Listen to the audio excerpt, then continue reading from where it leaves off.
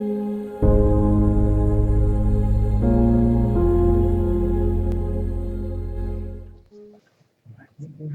everyone. Good morning. Happy New Year. It's our first lecture of the year, so it's a pleasure to have all of you here. Welcome for those watching us through the internet. Today is a special day. We have our lunch and learn. So we're going to start with the lecture, and after the lecture, we have some food for us, and everybody's invited to stay.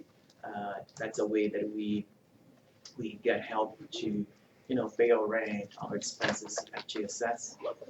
So that we can stay, you can join us on the delicious meal. And today we're going to talk about miscarriages and abortions. The cool thing about this topic is that that was something that someone here at GSS asked to have this topic. If you notice where in the entrance when you sign, there is a box there that you can say what topics you would like us to talk about. So we want to encourage you guys to tell us what you'd like to hear more about. So feel free to use that box. And we're very excited to have our first suggestion and talk about it. So please do it more often. So Marco will do the lecture today, but before we do that, Teresa will do the reading, the initial reading, and prayer. Okay, thank you.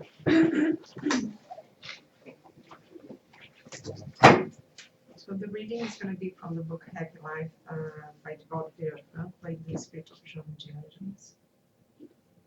Some natural occurrences in the process of human existence are considered misfortunes. The loss of loved ones, accidents with painful consequences, economic ruin, effective bankruptcy, earthquakes, and other cataclysms. Certainly, these are grave problems, but not, however, real disasters, except for the person who allows himself to be undermined by their effects, thereby destroying life's highest values. Knowing how to face the unpleasant phenomena, one can extract real value from them and be happy.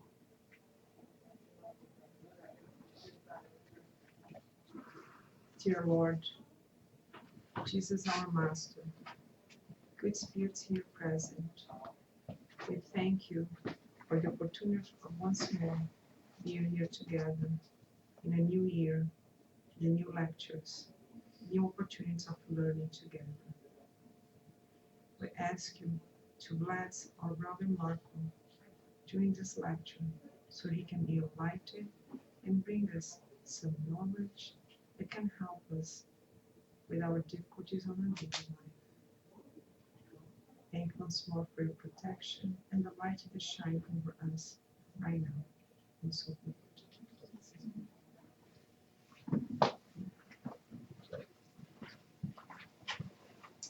Good morning, everyone. Morning. Nice to be here. Starting a new year for us in TSS with a new lecture series that we're going to have on several topics. We're going to focus a lot on Spiritism applied to a lot of daily questions that we have. Try to make some connections and at the same time going back to some basic aspects of Spiritism. Some other lectures we're going to be alternating that. So I hope you guys are going to enjoy this multitude of topics that we're going to be discussing throughout the year.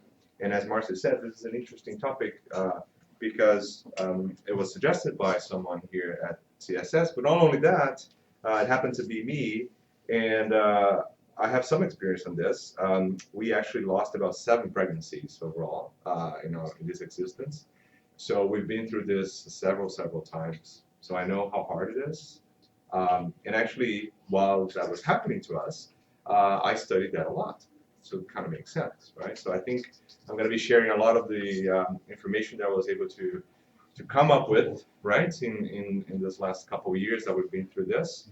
And some of the references listed here, I may be quoting some other references, but I'll make sure I'll let you guys know along the way. None of the expressions here are my own point of view. These are all based on what as we and the collective information of Spiritism believes. And if there's anything that I'm going to say here that differs in any way from Kardec, please take Kardec. Ignore me. Okay? All right. So let's talk about this. So the topic really is about spontaneous abortion or miscarriages versus intentional abortions, right? And we're going to make those two separate topics throughout the lecture, okay? So if you look back at Allan Kardec's work, particularly the Spirit's book, there's a very important question, question 880, that's going to ask, Kardec's going to ask the spirits, which is the first of all natural rights of all human beings? Right? So what is the key, the most quintessential right for all of us, right? And the spirits are very clear. They're going to say the right to be alive, to have an experience, right? So the right to stay alive, to be alive, right? In this incarnated life that we have now, but also in all eternal life as a spirit.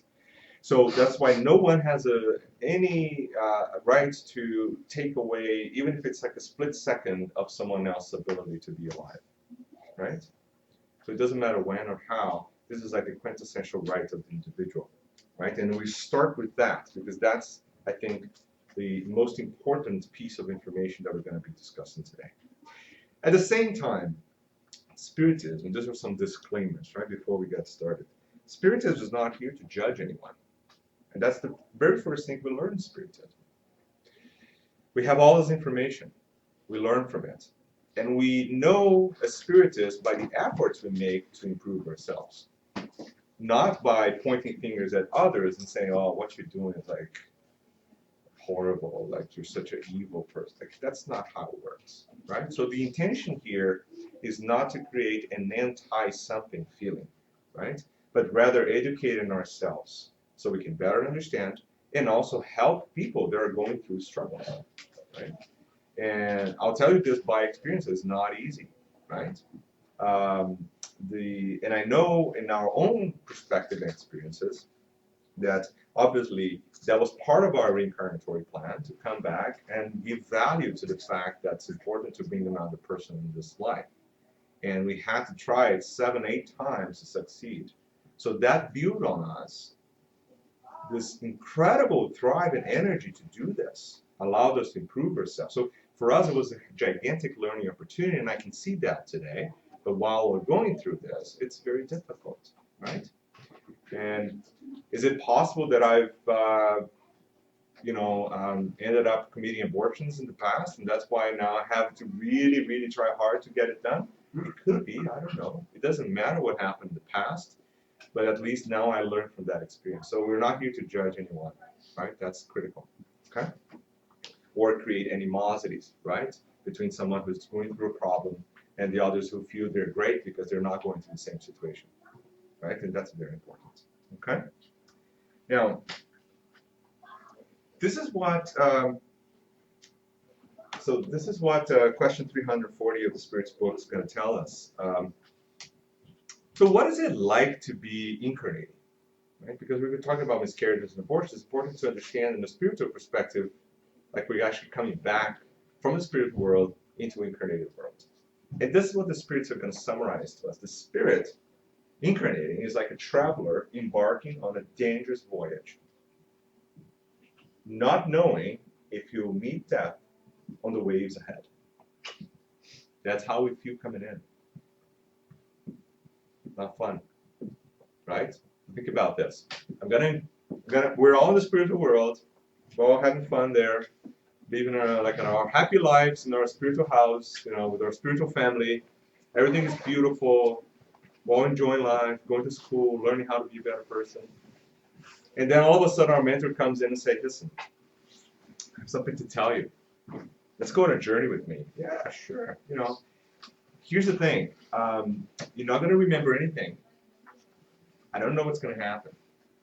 You'll be on your own, you think, right? We're going to be there, but you kind of think that you're on your own, right? I'm not going to be able to communicate with you clearly like this. I'll try my best, but you're probably going to shut the door on me, right? So you go on this thing, and here's the thing. You're going to probably find the most challenging trials you're probably going to experience in your life because that's what you asked for, right? But you're not going to remember this. And could you actually do a lot of mistakes again and come back needing more help? Oh, yeah, quite sure, right? So, do you want to join me? Let's go? right? It's challenging, right? So you can imagine the mental, like the mental perspective of the spirit incarnating, which is already going through a lot of stress. It is very stressful, right? Going to this unknown existence. It's a lot more stressful than this incarnation. Because there we're actually going back home, right? And going into this incarnated experience for the spirit is like being incarcerated into this body. That's how we are right now. Okay. And not only that, you're going to be away from all what we really know, because our real home is actually the spiritual world. So it's not an easy journey. So now think about the spirit, and then going and going to this almost like a sleep mode where you really don't have full functions of your mind anymore, because you're starting to go coalesce to your spirit to connect to this developing cell, which will develop into a body, which will finally be connected, and then you start to slowly, in your baby toddler years, getting to know your body and using it properly, right? So that's how we go. But it's a very challenging journey. So everything we do that can make it more stressful is not good, right? It's already stressful the way it is. If everything goes really well, it's already stressful for the spirit, okay? So that's another important concept before we go ahead. Now, so the next question, so I'll set up a few questions that I think it's interesting for us to discuss, right? So these are critical questions, right? So at what moment does the soul actually join the body, right? So what do you guys think? When does the soul or the spirit connects to the body? No? Marcia? No. Moment of the conception. Yes. So moment of conception. What is the moment of conception? Biologically speaking, is that when the genetic content of the male gamete and the female will actually coalesce into one cell. And that very first cell that has the full chromosome contents of the body that will be developed, that is defined as the moment of conception. So at that particular timing point, there is now a perispiritual body connection directly to that cell. And that cannot be broken by other spirit or by someone else, but can be broken by the spirit. Right? If the spirit is incarnating really revolting against that and put a lot of energy to disrupt that interaction, that can occur, right? And we're going to talk about it. That's one of the possibilities of miscarriages, right? And the same way, the body incarnated that's caring for that cell, it projects enough energy against it and acts against it, it can also break that little tenuous connection. And then you can have miscarriages from the other aspect, right? From which is like parent-mother derived ones, right? So you can have spirit-derived ones and mother-derived ones. And we'll get there in a minute, okay?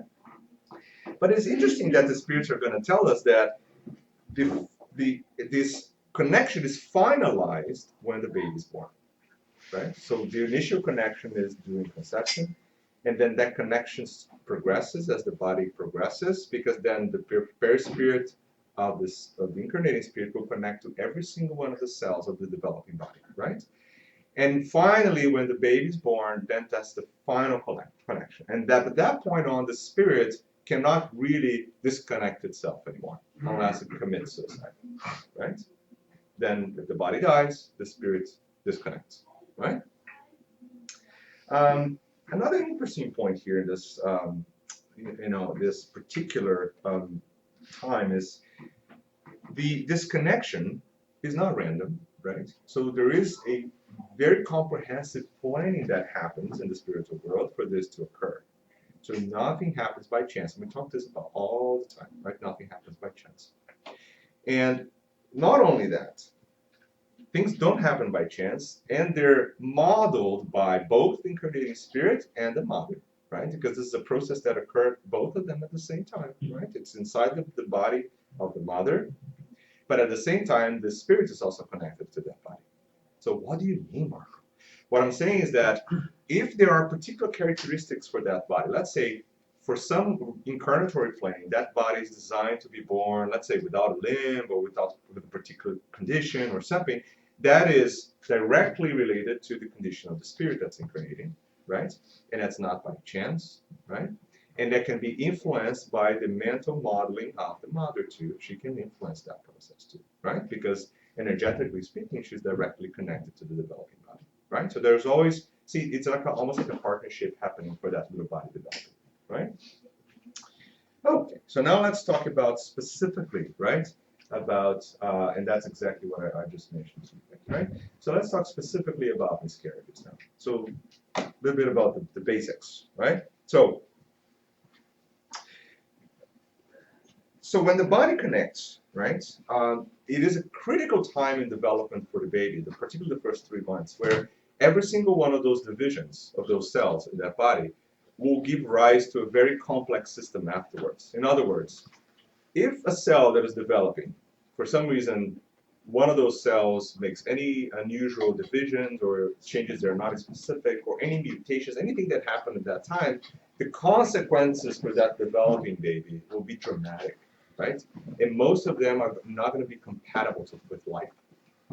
So any abnormalities that occur during the very first stage of development will most likely lead to a miscarriage, so a spontaneous abortion, right? Because the systems involved are critical, right? For example, the cell that will give rise to the entire cardiac system fails, there's no life, right? The body will go through miscarriage, right? We tend to think that miscarriages don't occur very often, but realistically speaking, is that probably they occur a lot more frequently than we think. Is that they can occur in such an early stage that for the mother or the parents, it just never happened, because it happened at one of the very first steps of development, right? This is quite common. So we only really effectively detect a miscarriage after there's enough time for that embryo to be detected, and then we know for sure there was a miscarriage, right? But in some cases we don't even know, because it happens very, very early, okay? So what happens, now that's the question, so what happened to the spirit when such an early miscarriage happens? What do you think happened? Right, so the spirit disconnects and then gets another body, like, you know, why did that happen, right? Marcia doesn't know. I don't know. So the spirits are going to ask, so the question 346 of the Spirit's book is specifically pointed asking, Kardec asks the Spirit's that. So he's going to ask this. So what happens to a spirit if the body chosen dies before birth? In other words, there's a miscarriage. So the answer is simple. For the spirit, he'll just choose another body at another timing point, right? It just basically disconnects and go. So there's no suffering to that body. Like we look at the body and we suffer. Not necessarily for the spirit, right? The spirit, sometimes that is actually planned, right? Is actually the spirits are planned to come in and have trouble incarnating. One great example of that is in the book Memoirs of a Suicide. In that book, many of those spirits are suicidal spirits, and they carry very difficult, challenging disturbances of their perispiritual body, right? For example, they describe it, for example, spirits that were committed suicide by gunshot wounds, for example, right? The damage that developed in that particular area of the perispiritual body is so great, when they try to incarnate in a new, fresh body, that's going to be imprinted into the developing body, right? Because the perispiritual body of the incarnate spirit will model the developing new body, right? Sometimes that is incompatible with life.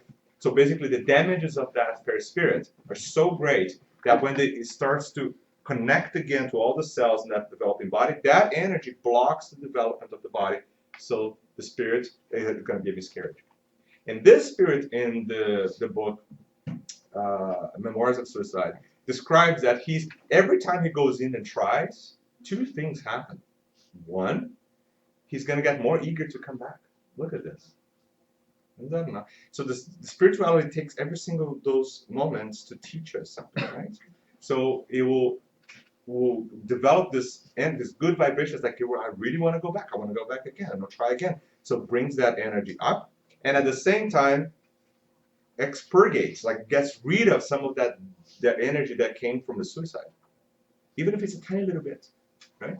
So eventually, by coming in and trying, even if it's like a 2-week gestation and it dies, that's okay. It was 2 weeks that was able to slowly prepare itself to go back to the body. Finally, he'll be able to incarnate again. Will he be born with some potential defects in his physical body? Very likely. right? Because those defects in the physical body are directly related to what he's carrying on his spirit. Right? So if he carries a lot of those imbalances, energy changes, that will be manifested through the physical body, right? So those are babies that are going to be born with very significant developmental changes, right? Either could be intellectual development, physical disabilities, and all those, right? And miscarriages can occur because of that, right? So I'm going to bring a list now of all the things that I was able to collect in most of these references. We're going to go through one by one, okay? So miscarriages, we can kind of cluster them in a few categories here, looking from the spiritual perspective.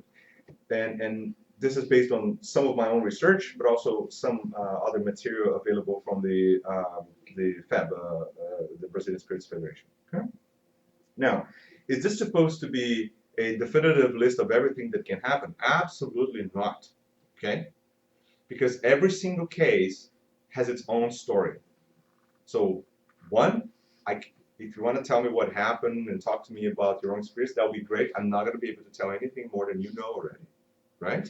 That's kind of how it works, because every single individual has a history, and I may be able to cite you some reference, say, this is what happened in this book and happened in that book, but realistically, every one of us, what's happening, there's a reason, and most of the time, really, if we try to spend too much energy trying to understand why this is happening, we're actually not fixing the problem. So that comes another problem. We'll talk about that later, right? But let's talk about the potential causes here. So, one, which I think is quite interesting, is that we can actually have bodies that do not have an incarnating spirit.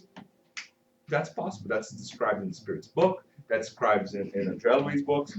That is described in several books, and we're going to give some references for that, right? So obviously, if a body does not have a predetermined spirit to be there, the body will eventually die, 100%, because the spirit is really the machine behind that. Right? If there's no spirit to control that body, the body will maintain its function for a few hours and then will die. Right?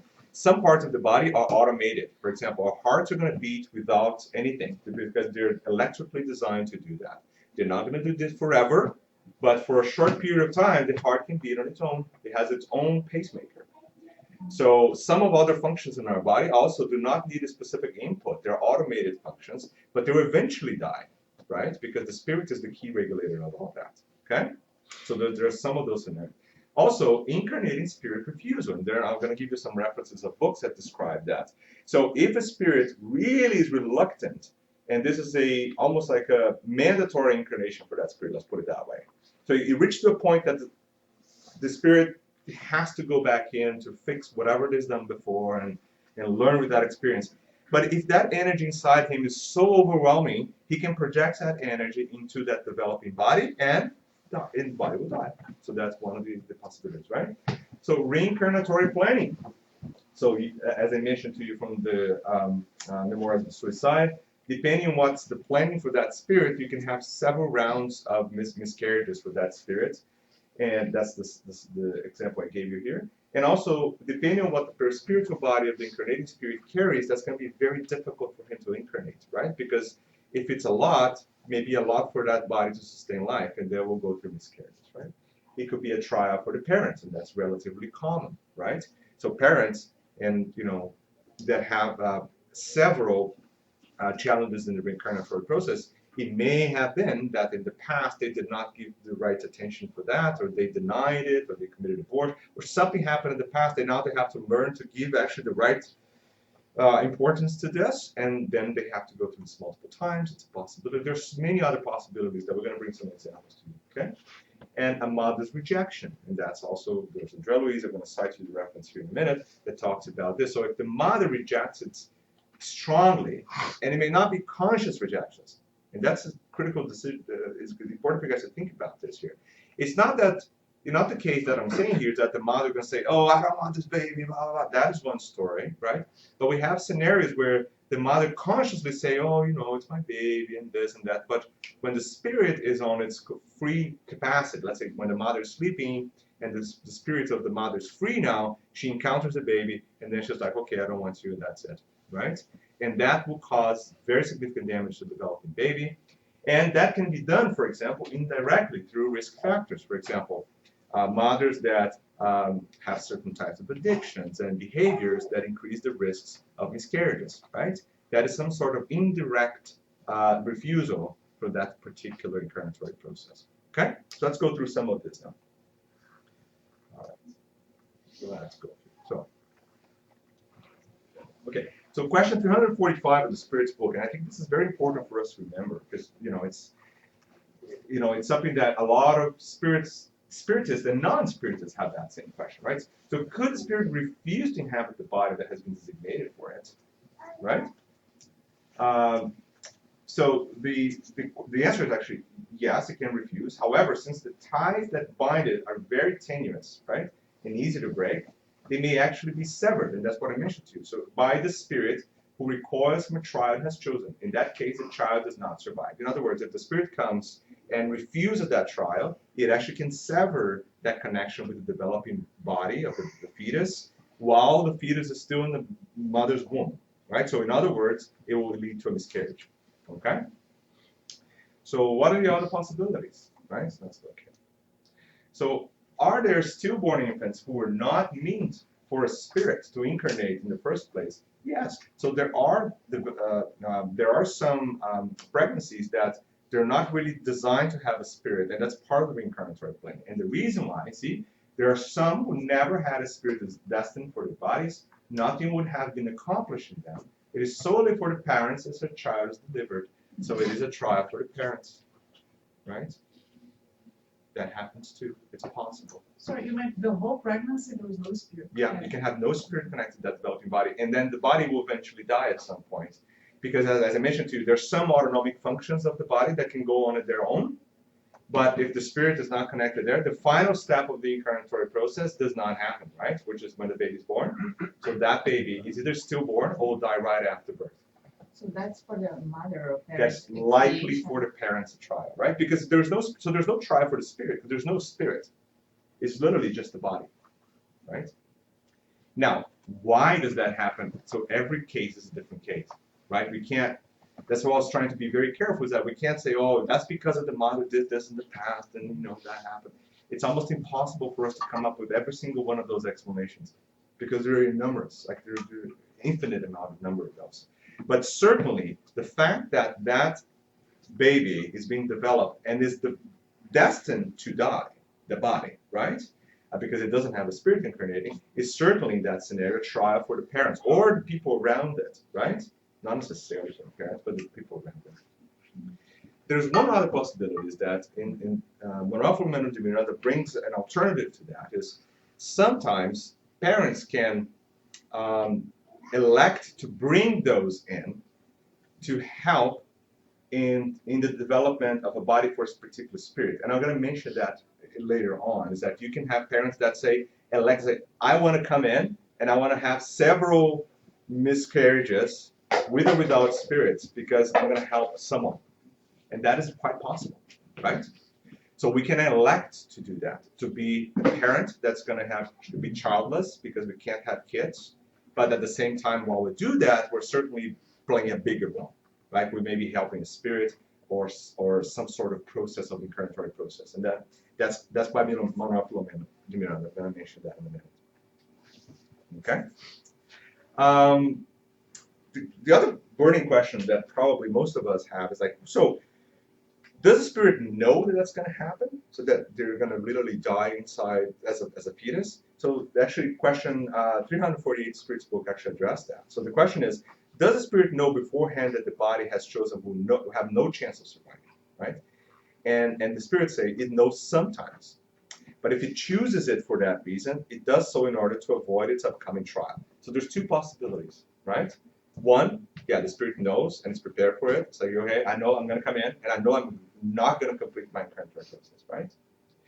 Or they can come in, right, and decides not to go through that, right? And that's a little bit different. Then he'll sever the links with the body, and then there's a miscarriage, right? So both of those can happen, right? Most cases, when is a planned miscarriage, in other words, the spirit is designed to go through a miscarriage, the spirit will likely know, because that's part of the incarnatory process, right? and we elect to do so. So we always see with our human eyes, we always going to see this as suffering, right? Although that's so difficult, that's suffering. But in the spiritual perspective, most of these cases are either trials that, the Spirit decided not to take, or learning opportunities, or an act of benevolence towards something, right? So it's actually quite the contrary of what our eyes see, right? It's just challenging for us as incarnate spirits to go through it. And I can tell you, my own experience, it's not easy, right? So the next question is 355 is this. So as medical science has pointed out, there are infants who, in their mother's womb, have no possibility of surviving. And we know that, right? There are some that are completely incompatible with life. So why does that happen? So the spirits are going to say, for what purpose does this occur? And then the spirits answer, this is a common occurrence that God permits as a trial, either for the parents or the spirit. Right? So it's always some sort of planned action. There's no chances here. Either we're doing something as a trial or learning or helping the spirit, or a trial or learning or helping the parents. In either of those scenarios, there's always going to be one of those categories. Okay? And that's what the Spirit's book is going to tell us. I know there's going to be a lot of questions at the end, so I'm just going to give you some more references, and then we can ask questions in the end. Okay? All right. So, let's see what's next. Okay, does the fetus have a soul or a spirit, right? Probably just said yes. Yes. No. No. Maybe. You want to So is incarnated. I mean, spirit. yeah. It's not incarnated yet. Right. See, that is interesting because there's two perspectives to this. Okay, let's look at what Kardec tells us. So, the spirit who must animate it exists outside, so it's connected, but it's not completely controlling that body yet, right? So it's a type of a tenuous connection still, okay? So to speak, strictly speaking, the fetus has no soul because it is connected to it, but not directly part of it yet, okay? But it's destined to be because there's a link, and that link cannot be broken by someone else, right? It can be broken by the same spirit, but I cannot go there and say, hey, get out of there, it doesn't work anymore, right? That's impressive. It has no soul since the current incarnation is only in the process of being accomplished. Nevertheless, the fetus is linked to the soul that will have. So, yes, it has, but not completely yet. So it's a process, right? So it's important for us to think about this because there's going to be a lot of other questions in our society today. They're going to be hovering around the fact whether or not that embryo or fetus is alive or not alive, has a soul or does not a soul. So it's important for us to know that because realistically speaking, yes, it's there, it's connected, right? It is connected, it's defined, but it is a process. It doesn't mean it does not have it, but it doesn't have it completely yet. You guys follow that? I know, we're going to go into a lot more complicated questions in a minute. Don't worry, this is going to get better. Okay? All right. So the other question then is, so if it kind of is the soul, the spirit, in other words, is connected, right? But not fully yet. When is it going to fully recover its capabilities then as a spirit? When does that happen? At birth. Not yet. No, not at birth. It's At interesting. 7 years. Yeah. Well, it takes time, right? Exactly. But at birth, it takes, I don't like the word possession because it sounds like we're talking about spiritual obsessions and stuff, right? But it fully integrates with the developing body, but it's not capable of manifesting itself through that body completely yet. And that's why babies can't really talk or walk or even interact much. They can't even see us very well in the first 2 days, although we do a lot of crazy things to them. There's a lot of things that happen. Obviously they recognize our voices, right? That we know. Obviously, spiritually speaking, they know that's us. So even if they don't see you with the eyes, being close to your kid, even if you don't talk to them, they know you're there. That's quite obvious because we're talking between spirit connections, not physical connections. So we know about all that. But the spirit cannot take full function of the body yet. That takes approximately 6-7 years or so for that spirit to slowly integrate fully with the body and then fully shows itself through the body, right? Some people take a lot longer, right? And some people you say, oh, please don't show itself. No, go back to where it was before, right? Because it's not good. Like, go back to being a bubbling baby, because that's a lot more cutie, right? But that happens for a reason. And the reason why that, because, you know, we can ask, well, but humans are so evolved as a physical body. I'm not talking about spirits. I'm not, you know, specific about spirits, but say about the machine we're inhabiting right now. Our machine is incredibly developed. You know, it's super well adapted to this particular planet that we live. But at the same time, you know, if you see a cow giving a little cow, like, you know, if you see it can actually stand and walk within 30 minutes, right? Otherwise, it's going to die, right? Because there will be some sort of other carnivore will come in and just eat it for lunch, right? So that's kind of some sort how it was developed. But the bonding process between parents and kids, because of their previous existence and the challenges they might have had, so we need a moment of bonding where the baby has to be cute and cuddly, right? Because if that spirit that you hate for 5,000 years immediately shows itself as a one-day-old baby, oh my goodness, you throw in the garbage, right?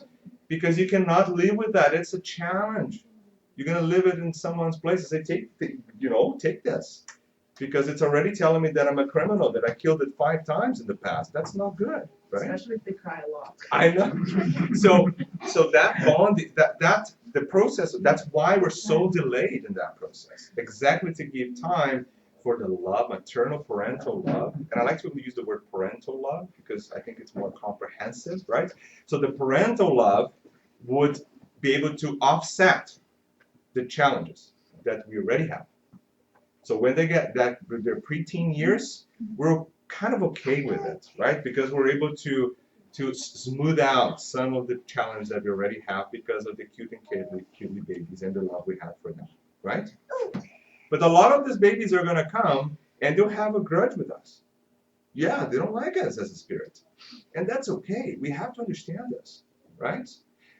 We're trained to have perfect babies, kids. That's what society trained us to do that. So if my kid does this and do that, or is a little bit delayed on this, or my kid is like throwing things here and doing this there, all of a sudden it seems like we're collapsing as parents. That's not true. We're taking a challenge, right? Sometimes that spirit coming, it's a super highly evolved spirit that loves us for 10,000 years. That's beautiful. Yeah, that's going to be the superstar baby, right? Perfect. Okay. And that kid will have its own problem, believe me, right? Everyone has a trial. Oh, my kid, so I hear this all the time. My kid is a genius, right? You know what? They get bored in grade 1 because they should be in grade 3. You know, they're like they play Mozart at 4. So that means one thing, that spirit certainly had that experience before, no doubt about it, right? That does not mean that baby is a perfect spirit. Does not mean that. Quite the contrary, will mean that spirit will have a very significant trial, which is different from most of other people's trial, is that managing the frustration and the challenges of having that particular skill. That's not easy, guys. Just look at all the superstar IQ 500 kids that were detected at grade 4. What happened to them when they turned 30? Do you hear about them? Did you hear about the incredible genius kid that was able to play Mozart at 3? What happens to them when they're 30? Do you hear them in the news saying, "Oh, this is the most accomplished piano player in the universe today"? So who's going to be the most accomplished piano player? The one that works the hardest. There's no question about it. The ones that's going to rehearse 10 hours a day. Instead of us, they're going to be watching soap opera and eating popcorn 10 hours a day. Now he's going to be playing the piano 10 hours a day, and then he's going to be a superstar piano player. We can guarantee you that. He has some skills from the past too, for sure. I cannot do it, but some people can do it. But you see, there are several challenges along the way there that we tend to see as pros and cons, and in the end, we as parents have to do one thing, is to love and care, but at the same time understand that kids go through their own challenges, and we should be there to support them, but some of them will fail. Okay? All right. March is giving me the looks because it's already like 11:40. Okay, March, I'm glad we Okay. Oh yeah, so I've already answered that question, right? So there are cases where there are no connected spirits to the fetus. That's question 336, right? When a child is born alive, it's always predestined to have a soul or a spirit. Nothing's created without a design. So yeah, some of them do not have a spirit incarnated. They'll essentially die as a body. But everyone that's born alive will have a spirit connected to them, right? That's kind of the basis of how it goes, okay? So now, what are the other possibilities? Now, you can have miscarriages as a parental trial. And this is now from the book Evolution Towards chapter 13, right? That's going to bring us a little bit of this story about the mother that had challenges adjusting to that pregnancy, right? So what happens in miscarriages as a parental trial is that the woman in the trial, readjusting of her reproductive center, usually nurtures the desire to be a mother. So how does that work? Let's say, and this is this particular example, right? One particular spirit has committed infanticide for many incarnations, right? Or has abused this quintessential power that we have is this energy that flows through our reproductive center, right? Which is the type of creative energy that all of us use for all those things, right? To create, to work, to give birth, to provide life. So if someone abuses that particular energy of the reproductive center, in other words, you can cause damage to that area. And then when you get incarnated again, so you may not be able to have kids because your body now is, that particular center of the reproductive system is affected, right? So there's a parent that cannot have kids, right? But the fact that you cannot have kids, but you want to have kids, does exactly opposite of what the incarnation process did, right? So you start to send good vibrations to your reproductive center to counteract, the damage that you caused there because of your past mistakes, right?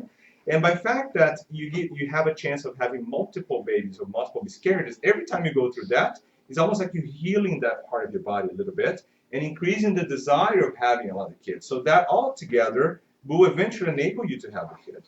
It may be this incarnation, or it could be the next one, right? It depends on what happened in the past.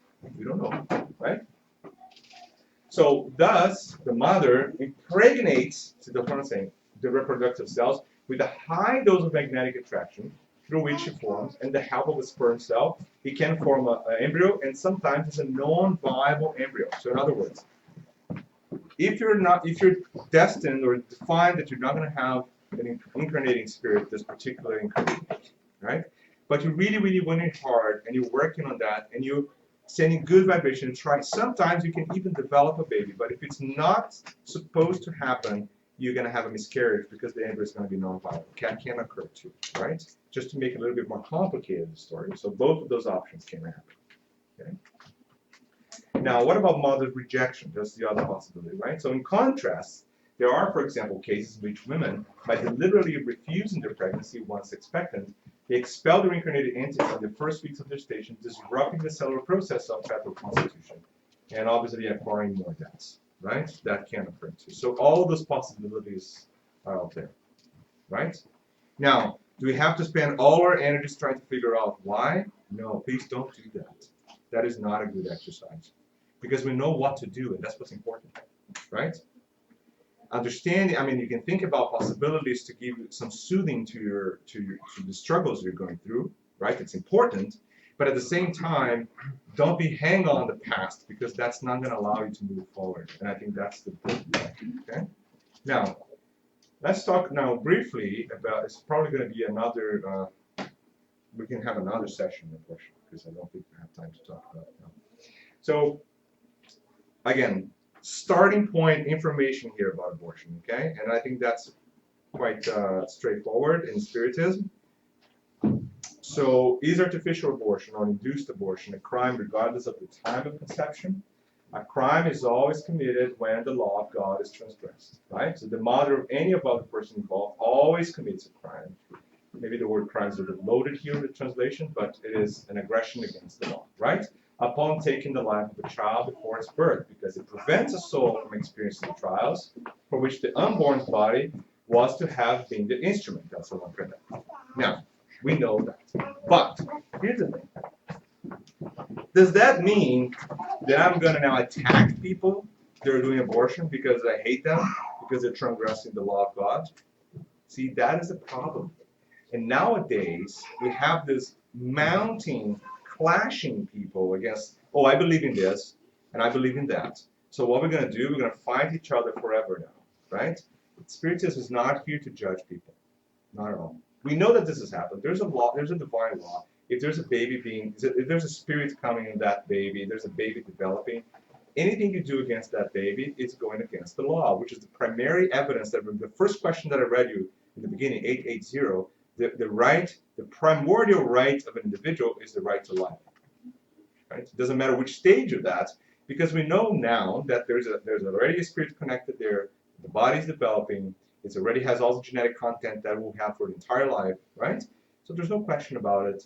Now, obviously the divine laws are much more perfect than the human laws, right?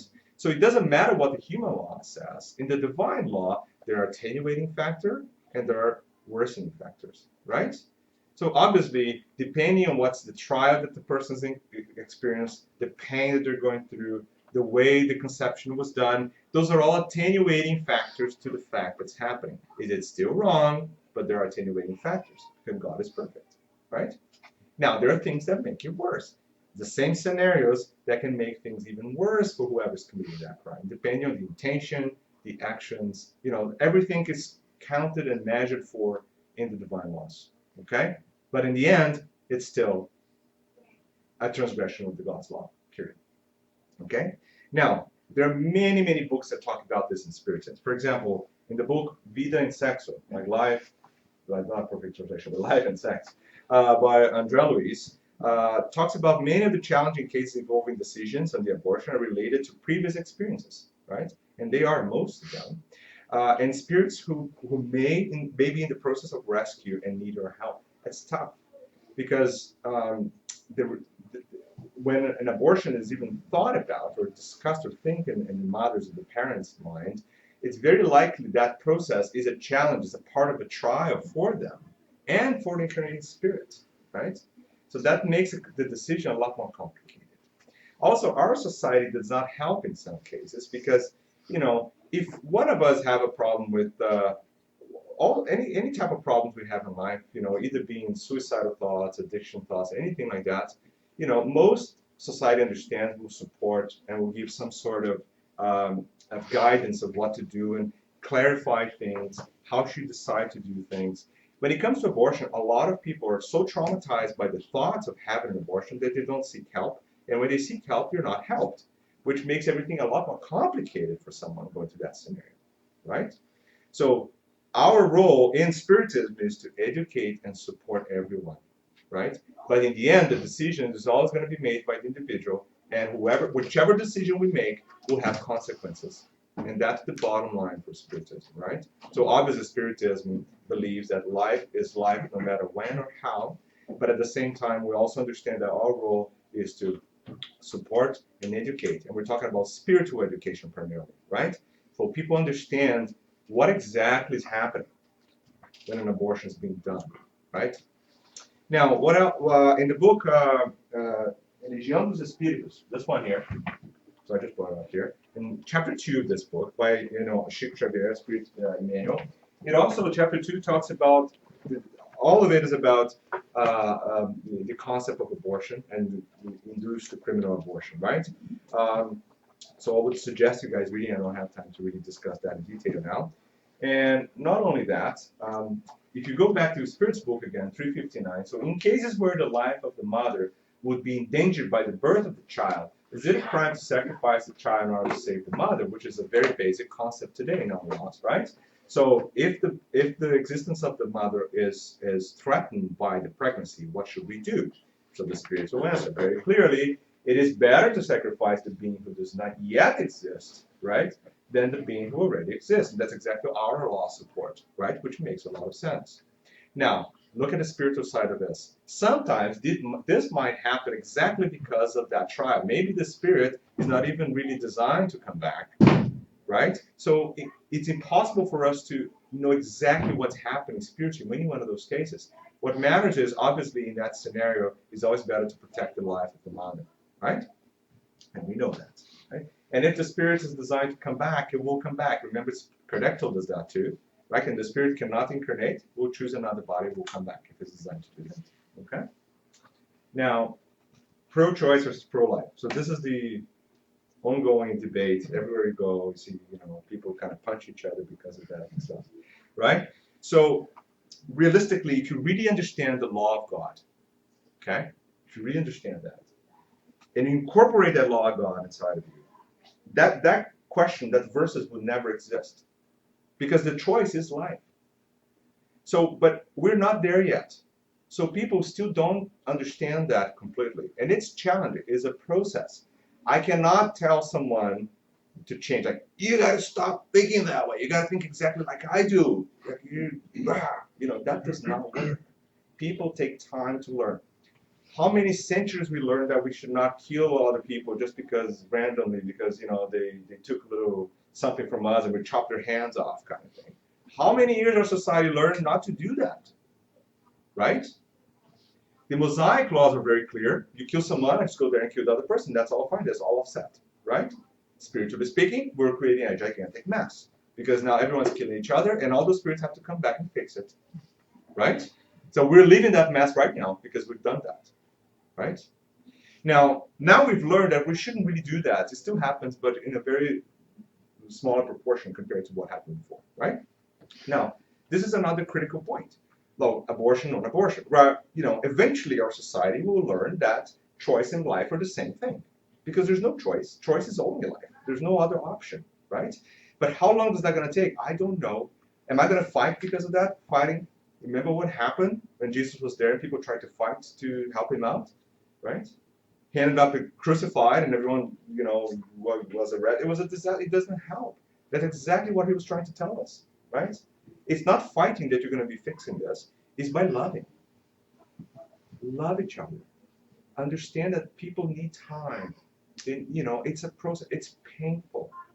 People who are deciding to have an abortion, don't look at them and say, "Oh, you evil little being, you don't know what's going on." No. They're struggling. They're going to be haunted by that decision forever. But we judge, instead of supporting them, not supporting them, saying like, "Yeah, go there and do it, it'll be great." No, that's not what I'm saying. But supporting and saying, "Listen, I'm here for you. I understand your pain." Right? The decision they make, they'll have the consequences of that. And we know that, and they will know that at some point. But we need to be more caring and loving. Because eventually, everyone will know that. Right? So, no matter what your position, abortion will always create more problems than it fixes. It's exactly like committing suicide, but worse because you're actually killing someone who still does not have a real chance of defending himself, right? But it is a process that every spirit that commits suicide tries to do this to escape something. And guess what? They're actually drawn right in the middle of it, right? Because most of them will suffer afterwards, understanding that whatever they've done just made things worse. In abortion, eventually, spiritually, while we keep developing our spiritual perspective, we'll continue to understand that that action will always create some repercussions in future lives. And eventually, we have to deal with it. Now, should we judge people because of that? No. Okay? So in Brazil, 2015, 13% of women interviewed committed at least one abortion. Okay? And it's prohibited. Right? So just to show you that the physical laws that we have today, whether it's accepted or non-accepted, whichever law you defend, it doesn't really solve the matter. The problem is solved by spiritual education. That's what's going to solve the problem, right? Now, for all of those who have done this, that's okay. Move on, learn. We can do better, right? It's not going back and say, "Oh, you've done this." Rah, rah, rah. We do this all the time. Like, it's incredible. Every time I talk about this topic, someone will have a very agitated opinion about things, right? And I always tell the same thing. I'm like, "Listen, I've probably done worse mistakes than that, big time. I probably committed 1,000,000 abortions more than you did, right? Does that make me like the biggest criminal in the universe? Probably, but at least I know I'm learning something. I'm moving, right? That's how we should take this. right? Instead of judging people, right? And only spiritual education and understanding what exactly the spiritual perspective on that life that spirit has designed, designated to come back to that body, and what happens to that spirit going back and back and trying again, and to the mother that will now probably have going to face the consequences of that action, right? Considering all the factors included, that's the perfection of the divine laws, right? And that's the message we as spirits need to get through, right? So sure, we're all against abortion, but at the same time, sure, we're all in favor of loving, right? And we have to conciliate those two things together. Okay? So I don't have much time. Thank you all, and I'm happy to have questions now. Thank you, Mark. And I do have a question. Yes. So we talk about mother's rejection. Yes. Could that also be a father rejection? Yes, it could. So it could be. So that's a great question, because the rejection involves the entire spiritual family incarnated, right? Now, obviously, the mother rejection can directly influence a lot in a completely different level, directly influence the developing of those cells in the fetus, right? Now, can another individual cause problems? Yeah, they can influence the mother, they can influence the spirit, but then for another individual to directly cause the severance of that link is a lot harder, right? But for the mother, that can happen. Now, there are cases, for example, in Magalhaes, and I promise I'll remember the book now. But what happened is, Missionaries of Light. yes, exactly. So what happens is the mother then, so they're trying to help this mother, which is, having a baby, and they rush through to her place multiple times to try to save that pregnancy because it was very important. And the mother was deliberately having certain behaviors that were going against the pregnancy, and intentionally, in a way. Like they were trying to help her, trying to come, hey, do this. But at the same time, everyone around her was not supportive of that. In other words, she was not having the help needed to heal the situation.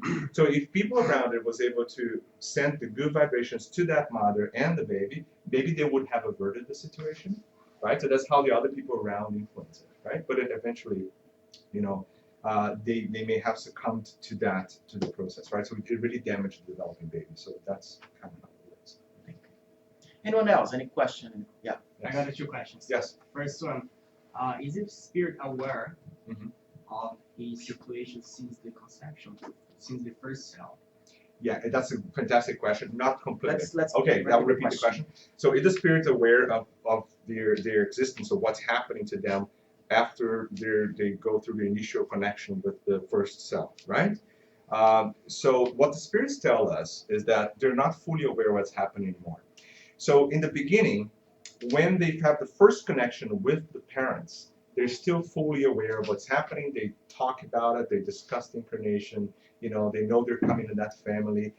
When the time that now the technicians, the spirits that actually provide, are going through the process of incarnation, starting to connect to the first cell, the faculties of the spirit are restricted. So in other words, it goes almost like in a half awake stage, which it is aware of certain things, but not fully aware of what's happening, right?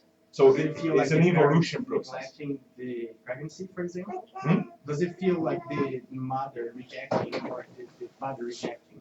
Yes. Is it aware of this? Got it. So is it aware of the rejection? It is always aware of the rejection, because the rejection is not necessarily a conscious experiment, right?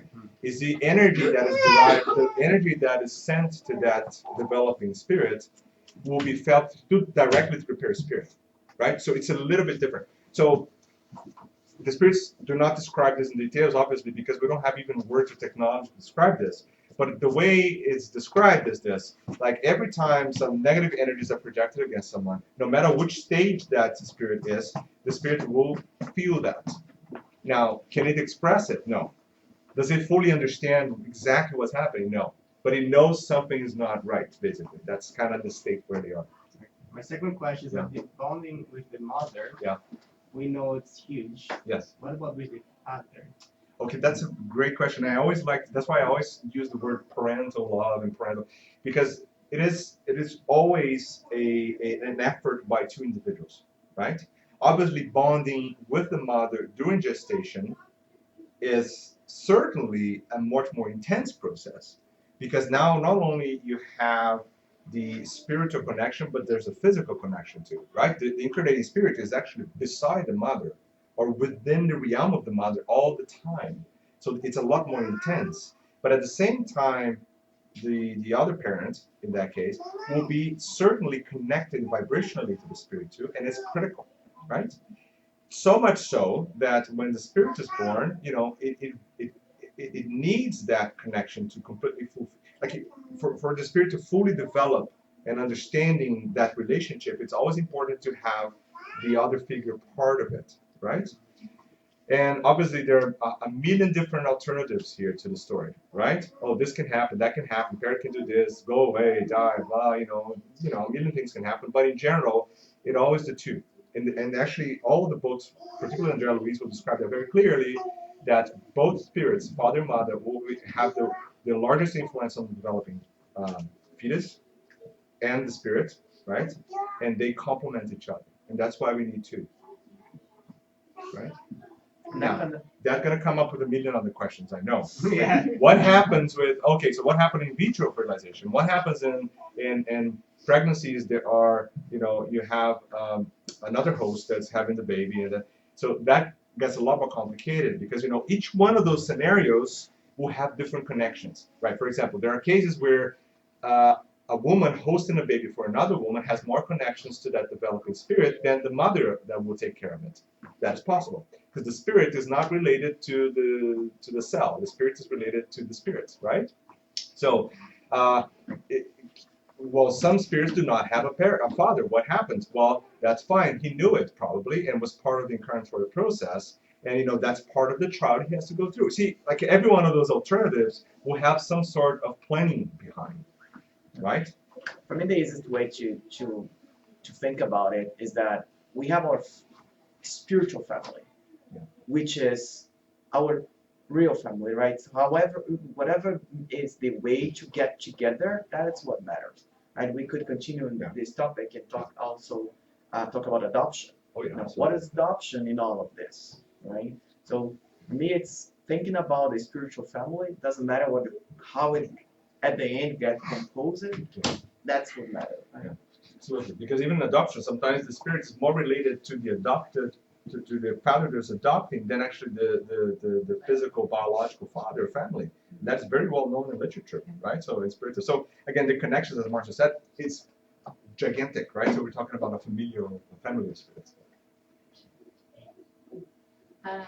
It's just a reminder that for the example, the influence of the father in pregnancy, in the Andrea Luiz books that talk about the reincarnation of Sigismund, it's a clear influence of the father and the pregnancy. Like the whole chapter he talks about it. I think it's the Missionaries of Light, right? Yeah, it's Missionaries of Light. And the influence is before the connection. Yeah, it's before. Yeah. And the connection is not gonna happen unless the Because father there's a accepts it, rejection by the father. energetically.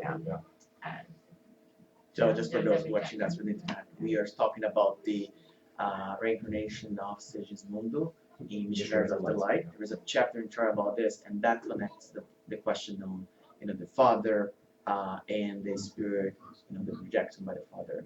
And one of the things that was said is that the connection started even before the mother got pregnant.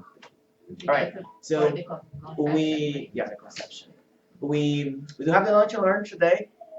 Mark will stay, Thank you. I guess. Stay. And if you have questions and if you want to come and talk a little bit more about this, we can stay for the lunch and talk a little bit more.